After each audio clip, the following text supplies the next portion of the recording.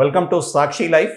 మనం ఇప్పుడు doctor Sivaranjani Santosh madam క్లినిక్లో ఉన్నాము. మేడం ప్రముఖ పీడియాట్రిషియన్, మన హైదరాబాద్ సిటీకి సంబంధించింది కాదు, ఒక్కసారిగా ఓఆర్ఎస్ఎల్ పై మేడం చేసిన పోరాటంతో నేషనల్ న్యూస్లో కూడా వచ్చేసారు మేడం. సో ఈ వచ్చిన డెవలప్మెంట్స్ చూసుకున్నట్టయితే Indian association of pediatric association వాళ్ళు మేడం గతంలో రెసిగ్నేషన్ ఇచ్చినప్పుడు వాళ్ళు యాక్సెప్ట్ చేయలేదు. అంటే మిడ్ ఏప్రిల్ మేడం మీరు ఇచ్చిన రెసిగ్నేషన్. అంటే ఇంతకాలం ఎందుకు పట్టింది మేడం మీ రెసిగ్నేషన్ సంబంధించి? అందులో ఒకళ్ళిద్దరు దాన్ని ఆపారు. ఎందుకంటే తప్పు చేసింది వాళ్ళు. ఇన్ని సంవత్సరాలు నేను ఇక్కడ స్టేట్ యూనిట్ ప్రెసిడెంట్స్కి, సెక్రటరీస్కి ఫోన్ చేశాను, మాట్లాడాను, ఈమెయిల్ కూడా పంపాను. ఆ తర్వాత 2024 ప్రెసిడెంట్ డాక్టర్ బసవరాజ్ గారికి, 2025 ప్రెసిడెంట్ డాక్టర్ వసంత్ గారికి, 2026 డాక్టర్ నీలమోహన్ గారికి, వీళ్ళందరికీ కూడా రాశాను. ఏమాత్రం రెస్పాన్స్ లేదు వాళ్ళ నుంచి. చివరికి నాది ఒంటరి పోరాటమే అయ్యింది ఈ విషయంలోనూ. అంటే రెస్పాన్స్ లేకపోవటమే కాకుండా ఈ ఓఆర్ఎస్ఎల్ అనే stalls, high sugar drinks continue చేశారు. ఓకే, ఇది పీడియాట్రిక్ కాన్ఫరెన్సెస్లో. ఆ తర్వాత ఏమైందంటే అక్టోబర్లో ఎఫ్ఎస్ఎస్ఏ వర్డిక్ట్ వచ్చినాక రూల్, ఓఆర్ఎస్ అనే పదం దాని మీద వాడకూడదని, వీళ్ళు 2 నెలల్లో ఈఆర్జెడ్ఎల్ అని మార్చి అమ్మటం మొదలుపెట్టారు. ఫార్ములా కొంచెం చేంజ్ చేశారు. ఇంకోటేమో మిగిలిన స్టాక్కి ఈఆర్జెడ్ఎల్ అని స్టిక్కర్ పెట్టి అమ్మారు. అది మొత్తం సేమ్ టు సేమ్ డిజైన్, 2 అక్షరాలు మార్చారు. అందుకని నేను పాయింట్ ఏం రేస్ చేశానంటే 2 దశాబ్దాలు మన ప్రజలు ఈ ఓఆర్ఎస్ అని మైండ్లో వాళ్ళకి పడిపోయింది. సో చదువు రానాళ్ళు, మీడియా ఫాలో అవనాళ్ళు ఇదే ఓఆర్ఎస్ ఈఆర్జెడ్ఎల్ అనుకుని ఇంకా కంటిన్యూ చేసే ఆస్కారం ఉంది. కాబట్టి అసలు ఎఫ్ఎస్ఎస్ఐ ఎలా పర్మిషన్ ఇచ్చింది? And Indian academy of pediatrics వాళ్ళని ప్లీజ్ మీరు ఈ పాయింట్ రేజ్ చేసి ఈ కంపెనీ వాళ్ళతో మాట్లాడి కెన్యూ వాళ్ళతో రీబ్రాండింగ్ డిఫరెంట్గా చేపించమనండి అని అడిగాను. దాన్ని కూడా ఇగ్నోర్ చేశారు. ఇగ్నోర్ చేయటమే కాకుండా ఆ తర్వాత వాళ్ళు నాకు నోటీస్ పంపారు, కెన్యూ కంపెనీ. పంపడమే కాకుండా పబ్లిక్ స్టేట్మెంట్ ఇష్యూ చేశారు. ఏమని ఇష్యూ చేశారు?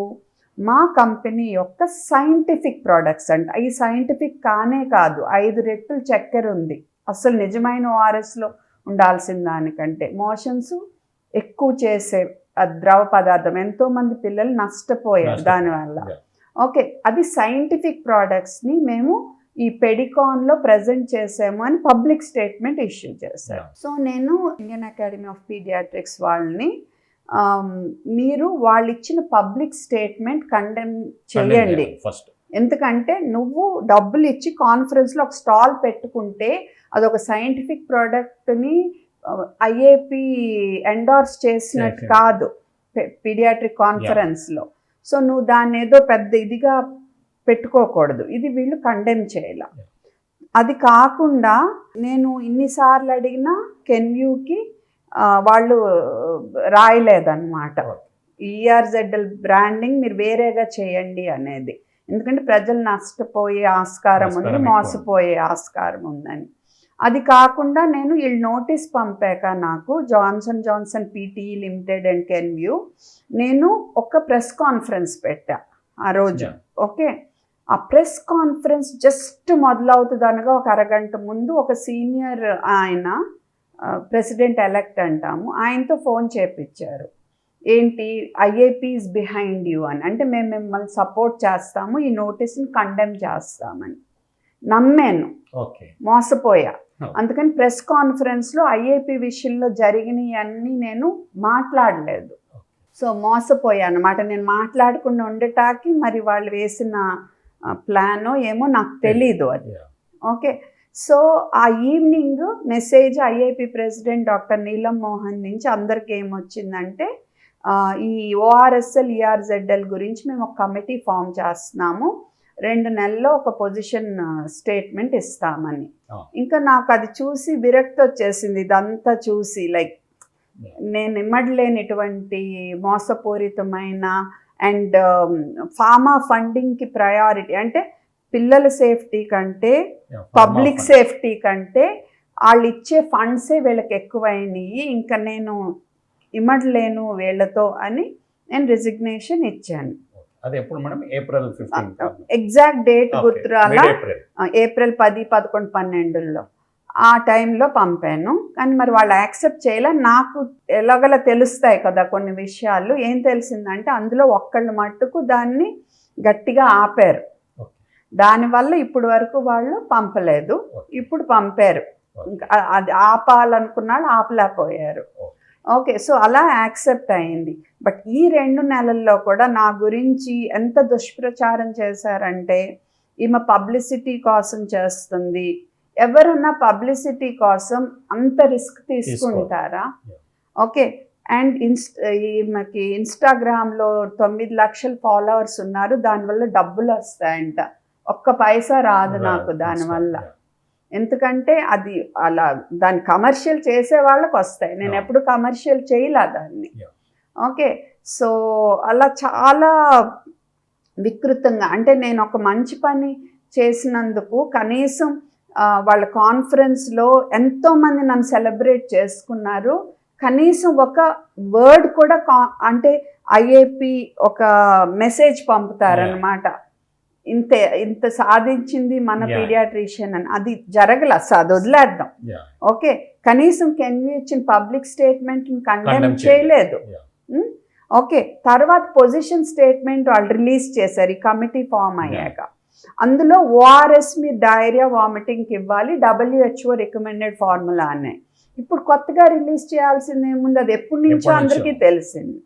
తర్వాత ఇంకో సైడ్ ఏమో ఎలక్ట్రోలైట్ డ్రింక్స్ మిగతా అప్పుడు ఇవ్వచ్చు, సుక్రలోజు ఈ రికమెండేషన్స్ ఏంటో పెట్టారు. నేను ERZLలో సుక్రలోజ్ ఉంది, అది మీరు డైలీ పిల్లలకి ఇవ్వద్దు అని చెప్తా వచ్చాను అనమాట.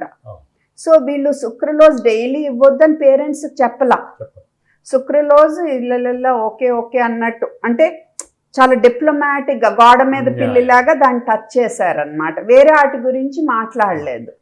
క్లియర్గా కెన్వ్యూ చదవండి, పబ్లిక్ స్టేట్మెంట్ వీళ్ళకి చదవండి, వాళ్ళు రాపిచ్చినట్టే ఉంటుంది మీకు. ఓకే, సో దాంతో ఇంకా అసలు చికాకు వస్తుంది కదా, అంటే what kind of people are this అని. సో నాదేంటంటే ఇప్పుడు అసలు FSSAIకి 2 దశాబ్దాలు ఎందుకు పట్టింది? ఓకే, అండ్ మేము ఎప్పటి నుంచో రేస్ చేస్తుంటే ఇన్ని రోజులకు వాళ్ళు ఆర్డర్ ఇచ్చారు. ఆర్డర్ ఇచ్చి 2 నెలల్లో చిన్న మార్పులతో వాళ్ళు మార్కెట్లో పెడుతుంటే గవర్నమెంట్లో అంత పెద్ద పొజిషన్లో ఉండి వాళ్ళు ఇది డేంజర్ అవ్వచ్చు అని ఆపలేదు. నేను లెటర్ రాశాను, చాలామంది రాసాం మేము దీనికి అలౌ చేయొద్దని, అలౌ చేసేసారు ERZL. సో ఇది ఇన్వెస్టిగేట్ చేయాలి, ఎవరు ఆఫీసర్స్ డిమాండ్ చేస్తున్నారు. ఎస్, అంతే మరి, ఎందుకు అసలు ఆలోచించకుండా అలా ఇచ్చేశారు అది. Then Indian academy of pediatrics, నేను అన్ని లెటర్స్ రాస్తే ఈ ప్రెసిడెంట్స్ ఎవరు ఎందుకు యాక్ట్ చేయలేదు అంటే, పిల్లలు వాళ్ళు అడుగుంటే తొందరగా అయ్యేది డెఫినెట్గా. అసోసియేషన్ అడగటానికి ఒక మనిషి అడగటానికి తేడా ఉంది. సో వీళ్ళందరూ ఆ టైంలో ఉన్న సెక్రటరీ కానీ ప్రెసిడెంట్ కానీ they have to be investigated. అసలు మినిస్ట్రీ ఆఫ్ హెల్త్ కూడా మీరు అడుగుతున్నాను, ఎందుకంటే మనం ఒక ఎగ్జాంపుల్ సెట్ చేయాలి. ఇప్పుడు ఫ్యూచర్లో ఏ ఫార్మా కంపెనీ కానీ వాళ్ళ బిజినెస్ పబ్లిక్ సేఫ్టీ కంటే ఎక్కువ అనుకోకూడదు. అలాగే ఏ మెడికల్ అసోసియేషన్ కూడా వాళ్ళ కాన్ఫరెన్స్ ఫండింగ్ పబ్లిక్ సేఫ్టీ కంటే ఎక్కువ అనుకోకూడదు. ఫండ్స్ అవసరం, న్యాయంగా తీసుకోవాలి, న్యాయంగా ఉండాలి, పబ్లిక్ సేఫ్టీని కాంప్రమైజ్ అయ్యేట్టు ఉండకూడదు. ఈ నా నేషనల్ మెడికల్ కమిషన్ కూడా అదే అడుగుతున్నా నేను. మీరు చూడాలి ఎందుకు జరుగుతుంది ఇది. అసలు ఆ టైంలో ఉన్న ప్రెసిడెంట్ సెక్రటరీస్ నేను రీచ్ అవుట్ అయిన వాళ్ళందరూ why they didn't act. Madam ఇంకోటి మేడం, ఈ 2 months ఆల్మోస్ట్ ఎందుకు పట్టింటుందని అనుకుంటారు మేడం? అంటే ఇమీడియట్ గా తీసుకోవచ్చు, అదే ఒకళ్ళు ఇద్దరు ఆపారని చెప్తున్నా కదా. ఏ మూలన ఆపారు అంటే మిమ్మల్ని కన్విన్స్ చేయడానికి కాదు, నేను నా సైడ్ న్యాయం ఉందని చెప్పి వాళ్ళ రిజిగ్నేషన్ యాక్సెప్ట్ చేయనివ్వలేదు. నా సైడ్ న్యాయం ఉంది అని నమ్మిన వాళ్ళు సో వాళ్ళు హోల్డ్ బ్యాక్ చేశారు.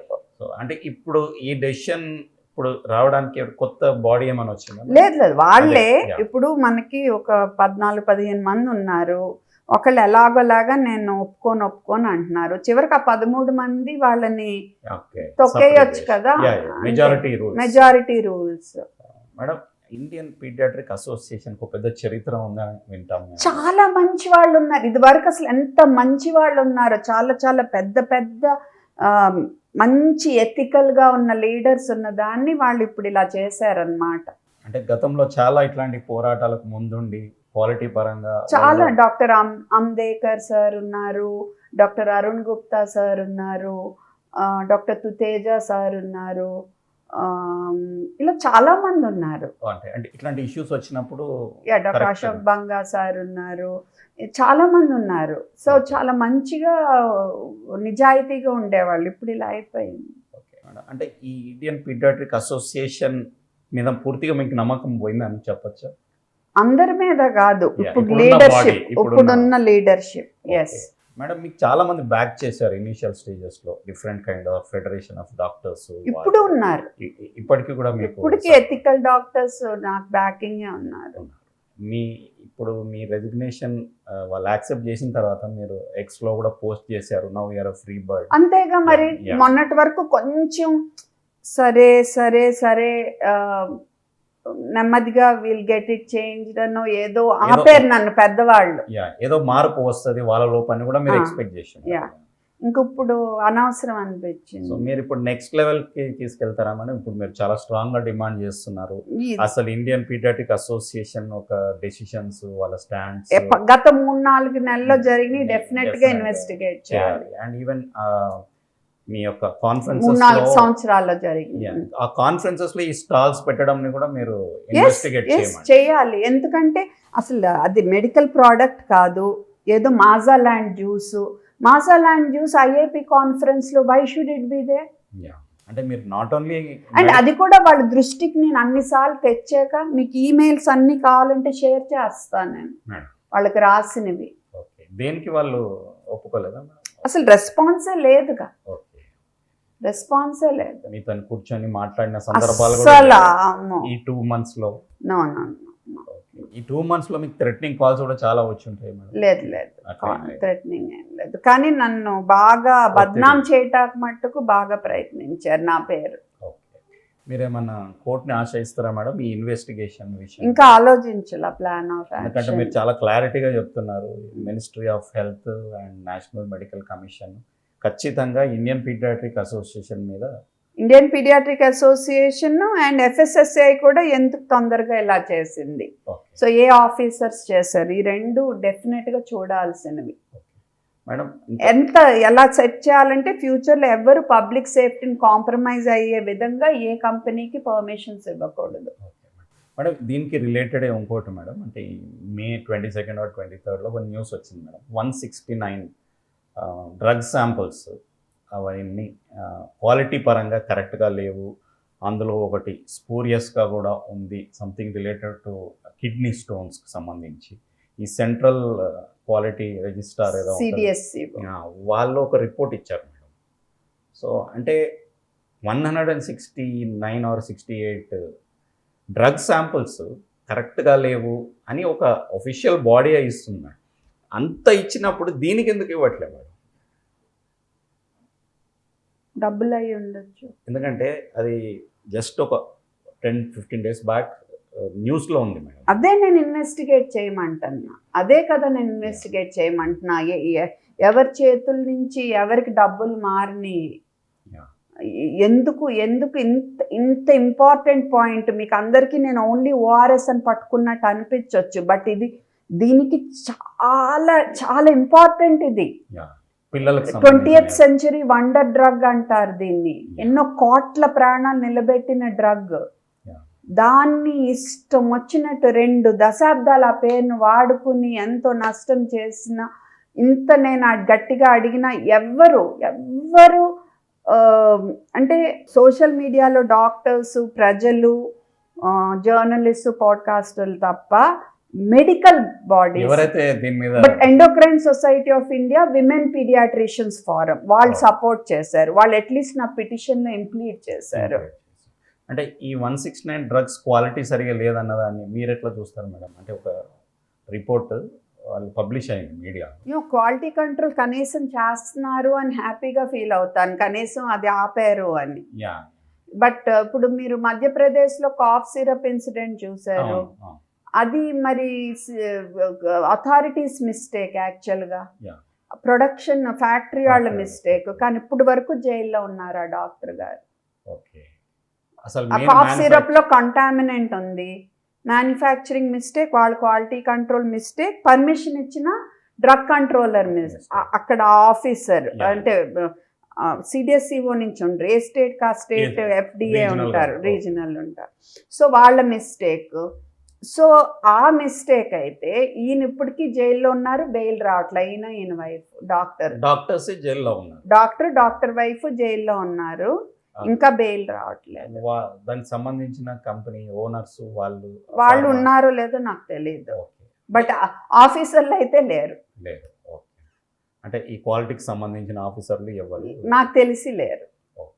అండ్ ఈయనకి బెయిల్ ఇవ్వకపోవటానికి అసలు రీజనే నాకు అర్థం కావటం లేదు. ఎన్నో నెలలు అయిపోయింది, almost last year September October beginning లోన సంవత్సరం వచ్చింది పాప. ఇది ఎట్లా అనిపిస్తుంది మేడం మీకు? అంటే ఇండియాలో ఇదే ఒక సినారియో వేరే అడ్వాన్స్ ఈ పార్టీకి అసలు మీరు ఏదో ఉంటుంది సినిమా గుర్తు రావట్లా, అందులో జూలియా రాబర్ట్స్ హీరోయిన్. సో వాళ్ళు కంపెనీ వాళ్ళు చేసే ఏదో ప్రొడ్యూస్ వల్ల ఆ ఏరియా అంతా వాటర్ కంటామినేట్ అవ్వటం వల్ల చాలామంది క్యాన్సర్లు అయ్యి వస్తాయి. అమ్మాయి ఫైట్ చేసి అందరికీ కాంపెన్సేషన్ ఇప్పిస్తుంది. ఆ కంపెనీని made to come to their knees. ఎప్పుడో జరిగేది, ఇన్నేళ్ళు పట్టేది కాదు. ఇప్పటికి we made sure they remove that ORS from the label, కానీ ERZL అని వచ్చేసారు. అంటే బయట కంట్రీస్ లో ఇట్లాంటి ఇష్యూస్ ని ఎట్లా టేకప్ చేస్తారు మేడం? అక్కడ క్వాలిటీ అక్కడ ఐ మీన్ ఎక్కడైనా కరప్షన్ ఉంటది, బ్లాక్ షీప్ ఉంటారు. బట్ నా అనుమానం ఈ విషయం ఇంతవరకు అసలు వచ్చేది కాదు. ఎవరైనా గట్టిగా లేవదీస్తే ఈ పాటికి ఆ కంపెనీ మీద బోల్డ్ అని కేసులు. అదే నేను అంటున్నాను ప్రజల్ని, మీరు కొంతమంది అయినా సఫర్ అయిన వాళ్ళు నీట్గా మీరు లెటర్లు రాసి మీరు మాకు పంపిస్తే కనీసం మేము ఇంకా గట్టిగా మీకోసం ఫైట్ చేయటానికి ఛాన్స్ ఉంటుంది. లేనప్పుడు మేము ఏం చేయగలను నేను?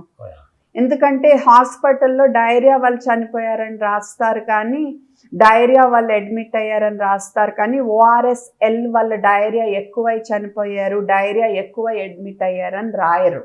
సో దాంతో వాళ్ళు బతికిపోతున్నారు. సో ప్రజలు రాయాలి మనకి లెటర్స్, ఇలా జరిగింది నా బిడ్డకి, దానివల్ల నా బిడ్డ ఇలా హాస్పిటల్లో చేరారు, నా బిడ్డ చనిపోయాడు, చనిపోయింది అని ధైర్యంగా ముందుకొచ్చి మనకు పంపిస్తే అట్లీస్ట్ మనం అది కోర్టులో సబ్మిట్ చేసి మనం ఇంకా గట్టిగా వాళ్ళ కోసం పోరాడగలం. మీ దగ్గర కూడా కొన్ని టెస్టిమోనియల్స్ ఉన్నట్టుంది?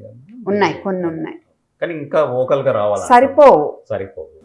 సో ఇది పరిస్థితి. ఇప్పుడు చూసుకున్నట్టయితే ఇండియన్ పీడియాట్రిక్ అసోసియేషన్ వాళ్ళపై ఖచ్చితంగా యూనియన్ హెల్త్ మినిస్ట్రీ వాళ్ళు, నేషనల్ మెడికల్ కమిషన్ వాళ్ళు ఎంక్వైరీ చేసి యాక్చువల్లీ ఈ ఇండియన్ పీడియాట్రిక్ అసోసియేషన్కి సంబంధించిన ఎవరైతే లీడర్షిప్ పొజిషన్లో ఉన్నారో వాళ్ళు తీసుకున్న నిర్ణయాల వల్ల కావచ్చు, ఇంకేదైనా కావచ్చు, ఈ ORSL అనే ఒక ప్రోడక్ట్ ORS ఒరిజినల్ అన్నట్టుగా మార్కెట్లోకి వచ్చి ఎంతోమంది పిల్లల ప్రాణాలతో అది చెలగాటమాడుతుంది. కాబట్టి ఇంకా ఎవరైతే విక్టిమ్స్ ఉన్నారో, అంటే ఎవరైతే తల్లిదండ్రులు వాళ్ళ చిల్డ్రన్ని కోల్పోయారో లేకపోతే ఇంకా దాంతో బాధపడుతున్నారో వాళ్ళందరూ కూడా ముందుకు వస్తే ఈ కేసు ఇంకా మేడం గారు బలపడుతుంది. ఆల్రెడీ ఫైట్ చేస్తున్నారు మేడం ఒక లెవెల్లో, దాన్ని ఇంకా ముందుకు తీసుకెళ్ళడానికి బలపడుతుందని మేడం చెప్తున్నారు. ఇప్పుడు ఇండియన్ పీడియాట్రిక్ అసోసియేషన్ వాళ్ళ ఒక పరిధి నుంచి మేడం బయటికి పూర్తిగా రావడంతో ఒక్కసారి తను అఫీషియల్గా ఎక్స్ వేదికగా ఒక్కసారి తను స్పష్టం చేశారు తన స్టాండ్. ఈ పోరాటం ఇక్కడితో ఆగదు, ఇంకా ఉధృతంగానే ఉంటుందని చెప్తున్నారు.